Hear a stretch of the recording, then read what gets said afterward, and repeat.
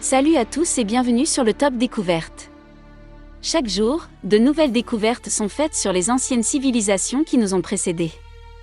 Des archéologues et des scientifiques ont pu trouver et rechercher des artefacts du monde antique pour en apprendre davantage sur la façon dont nos ancêtres vivaient et comment nous sommes devenus ce que nous sommes. La plupart du temps, les découvertes sont évidentes, comme l'invention de la roue ou le but des pyramides de l'Égypte ancienne. Mais il y a des moments où, peu importe l'ampleur de la recherche, les scientifiques n'ont aucune idée de comment ou pourquoi les choses ont existé. Voici 10 découvertes archéologiques mystérieuses qui ont surpris les scientifiques.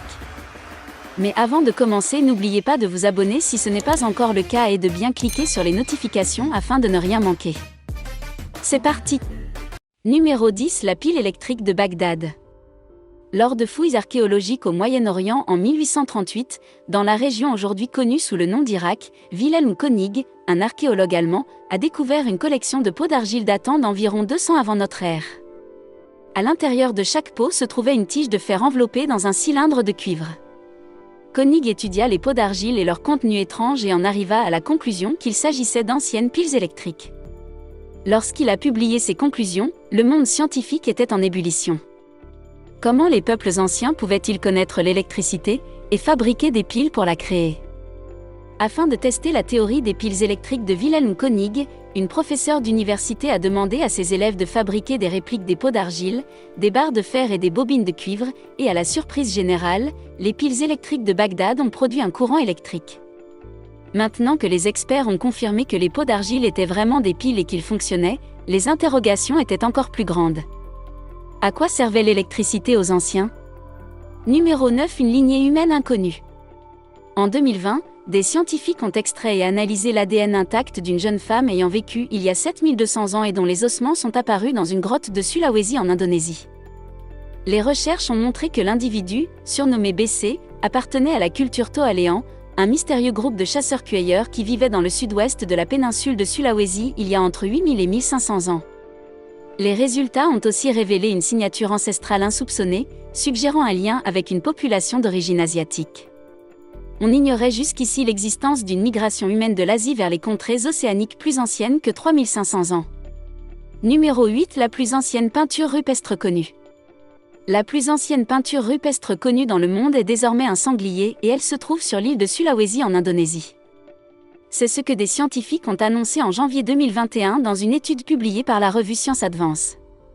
Trouvée en 2017, la peinture en question mesure 54 cm de haut pour 1,36 m de large et présente un sanglier tracé grâce à un pigment d'ocre rouge foncé. Des contours de mains sont également visibles ainsi que les restes de 2 autres sangliers, suggérant l'impression d'une scène narrative. Selon les analyses menées, l'ensemble remonterait à au moins 45 000 ans. Numéro 7, Rongorongo. Dans l'ombre des têtes de pierre géantes sur l'île de Pâques, se trouvent les écrits Rongorongo, une langue écrite étrange et indéchiffrable que l'on ne trouve nulle part ailleurs que sur la mystérieuse île de Pâques. Les tablettes de bois sur lesquelles sont gravés les écrits ont été découverts pour la première fois en 1864 par le missionnaire français Eugène Ayrault. Les symboles étranges semblent être une forme ancienne d'écriture qui utilise des signes et symboles, appelés glyphes, au lieu de lettres. Les écrits de Rongorongo datent d'environ 1200, les symboles uniques ont été sculptés dans des planches de bois en utilisant une dent de requin. Jusqu'à présent, personne n'a été en mesure d'interpréter les écrits, mais les anthropologues pensent qu'ils peuvent contenir des informations religieuses. Ce qui rend le système d'écriture de Rongorongo particulièrement significatif est qu'il a été élaboré naturellement sans aucune influence du monde extérieur. Numéro 6, pyramide d'El Nikon. Bien que nous associons la plupart du temps les structures pyramidales à l'Égypte ancienne, on trouve également d'autres bâtiments de forme pyramidale similaires dans le monde entier. Il est évident que le dessin était important et symbolique pour les gens de nombreuses cultures. Regardons, par exemple, la pyramide d'El Nikon, l'une des plus célèbres des pyramides d'Argolie, située à la lisière sud-est de la plaine d'Argolide, en Grèce. Il y a étonnamment peu de preuves écrites pour nous dire quand la pyramide d'El Nikon a été construite et pourquoi, mais il y a une note du IIe siècle qui mentionne que la pyramide d'El Nikon était une tombe commune pour les soldats morts dans la bataille visant à contrôler Argos. Les archéologues, cependant, n'ont pas réussi à déterrer la moindre preuve que la pyramide d'El Nikon a servi de tombe. Fait d'intéressant, les experts croient que la pyramide d'El Nikon a été construite vers 2721 avant notre ère, ce qui signifie qu'elle est beaucoup, beaucoup plus ancienne que les pyramides égyptiennes. Numéro 5. Hypogée de Al-Saflieni. Situé dans le sud de Malte, l'hypogée de Al-Saflieni, aussi communément appelé hypogée de Malte, est resté caché du monde jusqu'à sa découverte en 1902 par hasard par des ouvriers dans la ville de Paola. L'hypogée représente l'unique exemple intact d'un labyrinthe souterrain construit dans toute l'Europe. Les experts pensent que la structure a été utilisée de 4000 à 2500 avant notre ère. Le labyrinthe souterrain est à la fois étonnant et déroutant. La structure souterraine comporte 3 niveaux et les pièces et les couloirs ont été creusés dans la roche. Certaines des chambres sont ornées de motifs et de curieuses peintures. Une chambre en particulier semble indiquer que les sculpteurs avaient une connaissance avancée de l'acoustique. Appelée la chambre de l'oracle, la salle a été soigneusement conçue de sorte que si quelqu'un parle à un volume normal, sa voix est amplifiée 100 fois et se répercute dans l'ensemble de la salle. Numéro 4. Un gigantesque chaton révélé à Nazca. Il mesure plusieurs trentaines de mètres. Pourtant, certains continuent de passer inaperçus. En octobre 2020, les archéologues ont annoncé avoir identifié un nouveau géoglyphe dans la province de Nazca au Pérou. Long de 37 mètres, il semble représenter un félin, plus précisément un jeune chat. Les spécialistes pensent qu'il a été réalisé par une civilisation antérieure à celle des Nazca, celle des Paracas. Les représentations de félins étaient très présentes dans cette culture qui a connu son apogée entre 600 et 400 ans avant notre ère. Numéro 3. Les avions de la civilisation Quimbaya. Au musée de Bogota en Colombie, on peut voir ces étranges objets en or, dont la ressemblance avec des avions est frappante.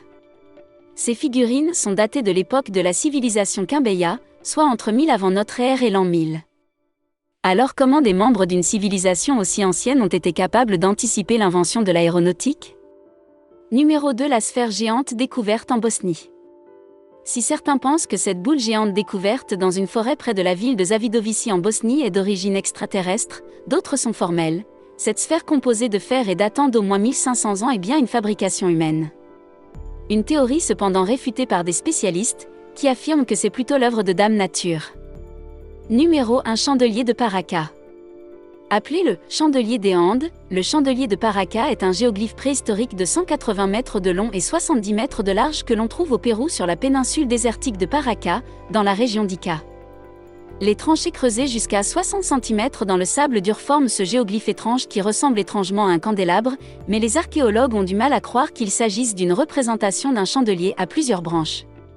Au lieu de cela, ils pensent plutôt que le dessin à 3 branches pourrait être un clin d'œil au trident tenu par Viracocha, le dieu créateur inca. Ou, comme d'autres le croient, cela pourrait représenter la plante hallucinogène stramoine, appelée aussi herbe au fou, qui était utilisée dans les rituels religieux. Les chercheurs ont pu dater les fragments de poterie et d'autres artefacts trouvés près du géoglyphe jusqu'à environ 200 ans avant notre ère, de sorte qu'ils croient que le géoglyphe date aussi de cette période. C'est fini pour cette liste. J'espère que cela vous a plu. N'hésitez pas à cliquer sur le bouton j'aime et à vous abonner si ce n'est pas encore le cas. À très bientôt.